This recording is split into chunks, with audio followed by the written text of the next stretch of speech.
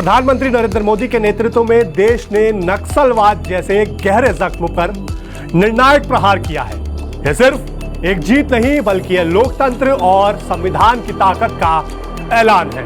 कहा जाता है देश ने पाकिस्तान के खिलाफ जंग में उतने बलिदान नहीं दिए जितनी जाने हमने नक्सलवाद के खिलाफ संघर्ष में खोई है। और आखिरकार इस लंबी और कठिन लड़ाई में भारत ने नक्सलवाद को जड़ से उखाड़कर इतिहास में दफन करके ही दम लिया है। ये कहानी है उस बदलाव की जहां डर की जगह विश्वास ने ली है और बंदूक की जगह विकास ने। थर्सडे थ्रिलर के इस खास एपिसोड में हम आपको दिखाएंगे नक्सलवाद की शुरुआत से लेकर उसके अंत तक की पूरी दास्तान। एक ऐसी कहानी जहां एक तरफ खून और खौफ था और दूसरी तरफ नया भारत, नई उम्मीद और नई शुरुआत।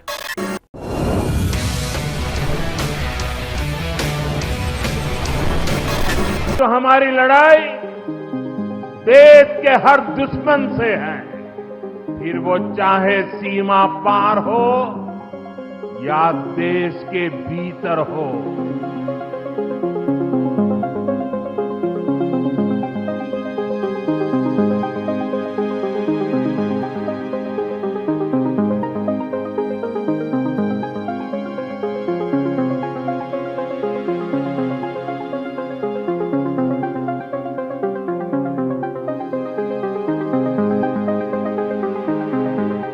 और हमने लक्ष्य किया था कि 31 मार्च को नक्सल मुक्त करेंगे। मैं पूरी व्यवस्था होने के बाद देश को भी सूचित करूंगा, मगर मैं ऐसा बोल सकता हूं, धड़ल्ले से बोल सकता हूं कि हम नक्सल मुक्त हो गए हैं। ऐसा कहने में कोई तकलीफ नहीं।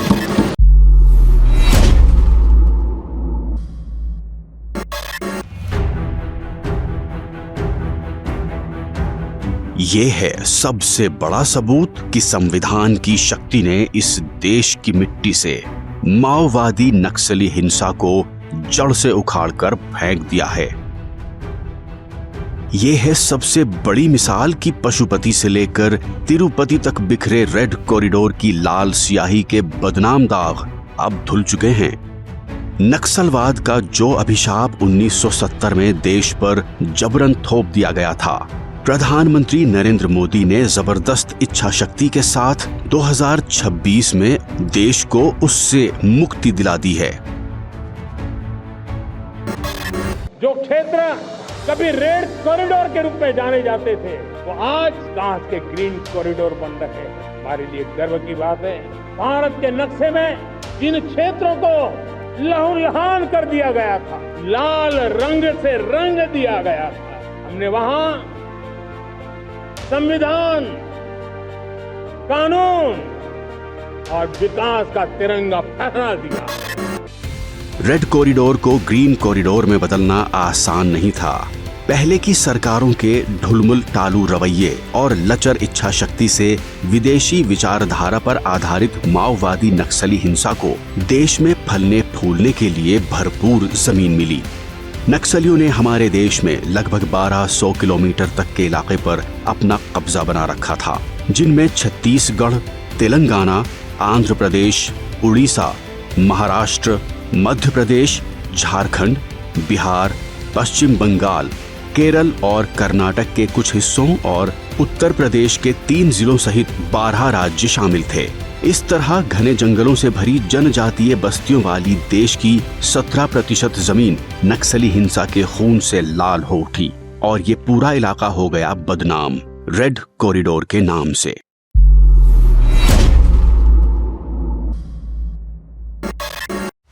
रेड कॉरिडोर के नाम से बदनाम घने जंगलों से घिरे जनजातीय इलाकों में नक्सली जनताना सरकार के नाम से दशकों से अपनी समांतर सरकार यानी पैरेलल गवर्नमेंट चला रहे थे। इन इलाकों में नक्सलियों की अपनी सरकार थी, अपनी पुलिस थी, अपनी सेना, अपनी अदालतें थीं। माओवादी नक्सलियों की ये समांतर सरकार की व्यवस्था जंगल के कानून पर चलती थी, जिसकी कहीं कोई सुनवाई नहीं थी। इस पूरे इलाके की जनजातीय बस्तियां नक्सलियों के आतंक के साए में सिसकने को मजबूर थीं। एक वक्त ऐसा भी था जब देश के 12 करोड़ से ज्यादा लोग नक्सलियों की इस समांतर सरकार के खौफ के साए में गरीबी, भुखमरी और बेबसी में जिंदगी गुजार रहे थे। नक्सलियों ने दशकों तक देश की बड़ी आबादी को संविधान के संरक्षण से महरूम कर अपनी हिंसक विचारधारा का गुलाम बनाए रखा। उन्होंने पैरेलल गवर्नमेंट चलाई। गवर्नेंस का वैक्यूम कैसे चला? पैरेलल गवर्नमेंट चलाई। छत्तीसगढ़ के बस्तर में उनका होम मिनिस्टर होता था, उनका न्याय मंत्री होता था, उनका लूटे हुए अनाज को बांटने वाला खाद्य और आपूर्ति मंत्री होता था। एक जनता ना सरकार के नाम से एक भ्रांति खड़ी करी और मान्यवर विकास की योजनाओं को इन्होंने रोकने का काम किया। इन्होंने संविधान और न्याय व्यवस्था को निशाना बनाकर संविधान का वैक्यूम खड़ा कर कोई चुनाव न लड़े, मतदान नहीं होने देंगे, सरपंच कोई नहीं होगा, तहसील पंचायत जिला पंचायत का सदस्य नहीं होगा, विधायक वो चाहते हैं वो ही जीत कर आएंगे। किस प्रकार की व्यवस्था खड़ी करना? रेड कॉरिडोर के नाम से बदनाम इलाकों में दुकानों, लोगों और व्यापारियों से अवैध वसूली, जनजातीय परिवारों से जबरन छीना झपटी आम बात थी। नक्सलियों ने अपने लाल आतंक का राज बनाए रखने के लिए एक के बाद एक कई खौफनाक वारदातों को अंजाम दिया। पुलिस और सीआरपीएफ पर हमला, जहानाबाद हमला, स्कूलों और इंफ्रास्ट्रक्चर का विनाश, ट्रकों में आग, रेलवे को नुकसान, हर वो चीज जो भारत सरकार और विकास का प्रतीक थी, माओवादी नक्सलियों ने उसे ध्वस्त कर दिया। जनता टैक्स के नाम पर हर किसी से रंगदारी वसूलना नक्सली अपना अधिकार समझते थे। इनकी सालाना अवैध वसूली 200 करोड़ रुपयों से भी ज्यादा तक जा पहुंची थी। 12 करोड़ लोग सालों तक गरीबी और बेबसी में बसर करते रहे। किसी ने चिंता नहीं की। हजारों युवाओं की मृत्यु हुई, हजारों लोग अपाहिज हो गए। नक्सलियों ने उन्हें विकास के लाभ से वंचित रखा और नर्क जैसे जीवन में झोंक दिया। मोदी अपने आदिवासी भाई बहनों को हिंसा के इस खेल में बर्बाद होने के लिए नहीं छोड़ सकता था। मैं लाखों माताओं बहनों को अपने बच्चों के लिए रोते बिलखते नहीं छोड़ सकता। इसलिए 2014 में जब आपने हमें अवसर दिया तो हमने भारत को माओवादी आतंक से मुक्ति दिलाने का संकल्प लिया और आज इसके नतीजे देश देख रहा है।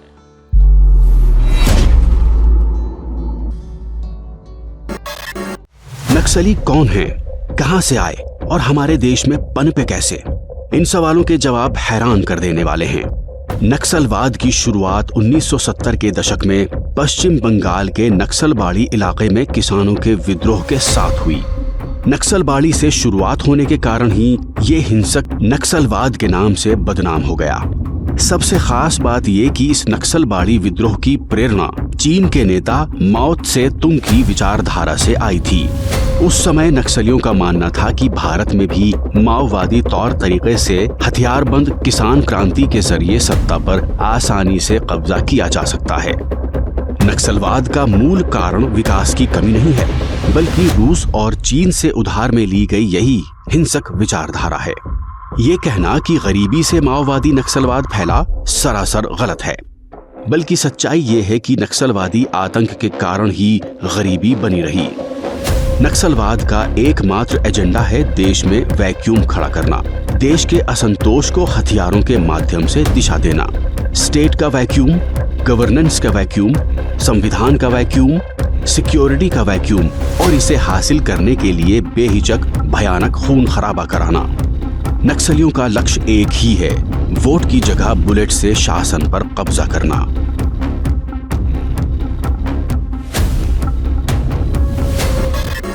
ये विचारधारा कौन सी है? क्या है माओवादी विचारधारा? इसका ध्रुव वाक्य क्या है? जब हम आजाद हुए हमने कहा सत्यमेव जयते, सत्य का हमेशा विजय होता है। इनका ध्रुव वाक्य क्या है कि सत्ता बंदूक की नली से निकलती है, ये इनका ध्रुव वाक्य है। और वहां सत्ता शब्द का बहुत महत्वपूर्ण स्थान है। ये विकास के लिए नहीं है, अपने आइडियोलॉजी के अस्तित्व के लिए, अपने आइडियोलॉजी के विजय के लिए है। और आइडियोलॉजी को भोले भाले आदिवासियों में स्प्रेड कर सत्ता हासिल करने के लिए। बंदूक के जोर से भारत को बंधक बना लेने की गलतफहमी में जीने वाले नक्सलियों का लोकतंत्र और संविधान पर कोई विश्वास नहीं है। ये मानते हैं कि दीर्घकालीन युद्ध ही उनकी विचारधारा को फैला सकता है। रेड कॉरिडोर के जनजातीय इलाकों से लेकर राजधानी दिल्ली में सत्ता के गलियारों तक नक्सलियों की रणनीतिक घुसपैठ इतनी गहरी थी कि 2014 से पहले तक आमतौर पर मान लिया गया था कि भारत से नक्सलवाद कभी खत्म ही नहीं हो सकता।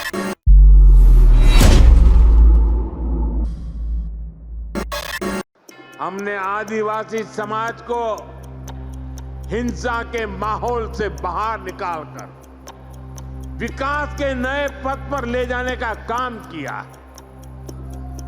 भाजपा सरकार ने एक तरफ हिंसा फैलाने वालों के खिलाफ सख्त एक्शन लिया, दूसरी तरफ आदिवासी क्षेत्रों में विकास की नई गंगा बहाई।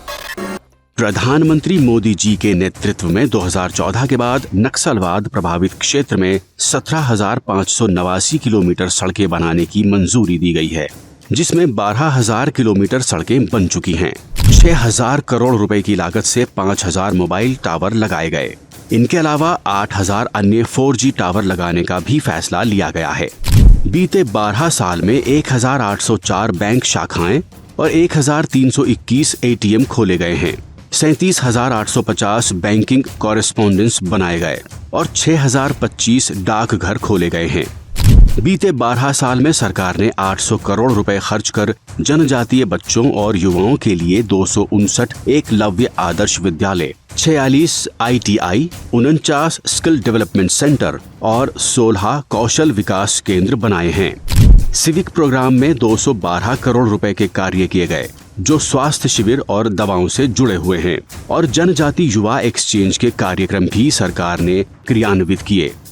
सिक्योरिटी के लिए राज्यों की सहायता के लिए SRE लेकर आए, जिनमें 10 साल में 3,000 करोड़ रुपए की मदद दी गई। नक्सल पीड़ित इलाकों में बेहतर इंफ्रास्ट्रक्चर के विकास के लिए सरकार स्पेशल इंफ्रास्ट्रक्चर स्कीम लेकर आई और इसमें 5,000 करोड़ रुपए का बजट दिया गया। 4,000 करोड़ रुपए की केंद्रीय निधि की मदद से क्रिटिकल पब्लिक इंफ्रास्ट्रक्चर जैसे पानी की छोटी छोटी टंकियां, जोड़ने वाली पुलियां और गांव के अंदर पंचायत घर बनाए गए। इसका सबसे बड़ा असर ये हुआ कि दशकों से नक्सलियों के अत्याचार झेल रही जनता खुलकर नक्सलियों के खिलाफ जारी अभियान के समर्थन में आ गई, जिससे नक्सलियों के पांव उखड़ गए।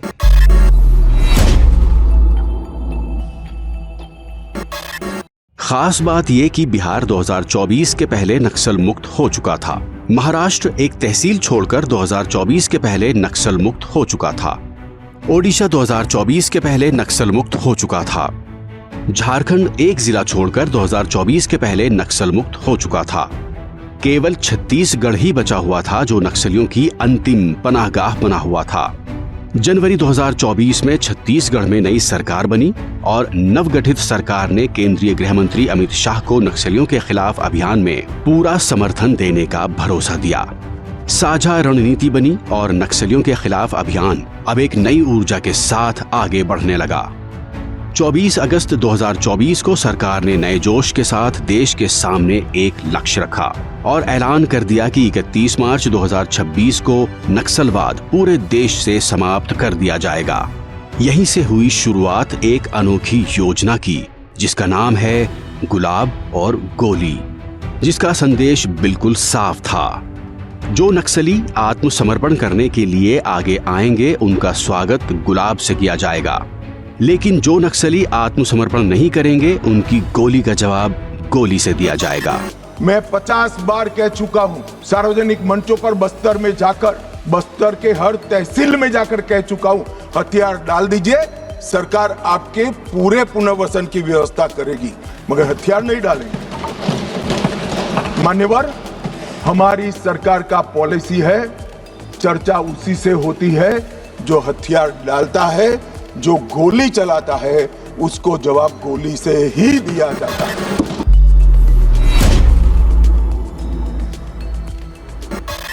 सुरक्षा बलों ने नए उत्साह में भरकर नक्सलियों के खिलाफ सुरक्षा घेरा कसना शुरू कर दिया। प्रधानमंत्री मोदी जी के 11 साल में 596 फोर्टिफाइड पुलिस स्टेशन बने। नक्सल प्रभावित जिले जो 2014 में 126 थे, आज सिर्फ 2 बचे हैं। मोस्ट अफेक्टेड जिले 2014 में 35 थे, आज 0 हैं। नक्सल घटनाएं दर्ज करने वाले पुलिस स्टेशन जो 350 थे, आज 60 हैं। पिछले 6 साल में 406 नए CAPF के कैंप बनाए, 68 नाइट लैंडिंग हेलीपैड बनाए, 400 बुलेट प्रूफ, ब्लास्ट प्रूफ गाड़ियां हमारे जवानों को दी गईं। 5 अस्पताल हमारे जवानों के लिए बनाए गए और कम्युनिकेशन की सारी व्यवस्था दुरुस्त कर दी गई। 2024, 2025 और 2026 का संयुक्त आंकड़ा देखें तो 3 सालों में मारे गए नक्सली 2026 के मार्च तक 706 नक्सली मुठभेड़ में मारे गए, 2218 गिरफ्तार हुए, उनको पकड़कर हमने जेलों में डाला है, अदालतों की शरण में ले गए और 4839 लोगों ने आत्मसमर्पण किया है।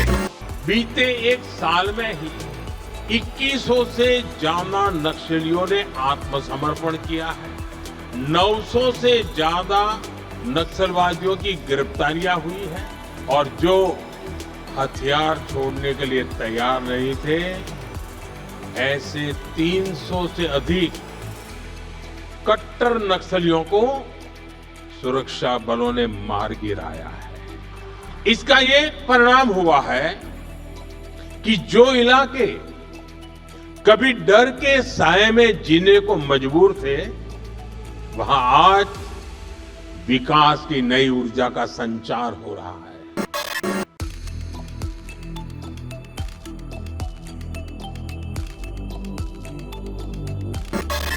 सरकार ने अलगाववाद के घने अंधकार में लोकतंत्र की शक्ति की मशाल रोशन की है और रेड कॉरिडोर का समूल नाश कर तिरंगे को बुलंद कर भारतीयता की स्थापना की है। जनजातीय नौजवानों के पैरों से बेबसी की बेड़ियां काट फेंकी है। ट्राइबल इंडिया के उज्जवल भविष्य के रास्ते की सारी बाधाएं अब हमेशा के लिए खत्म हो गई हैं।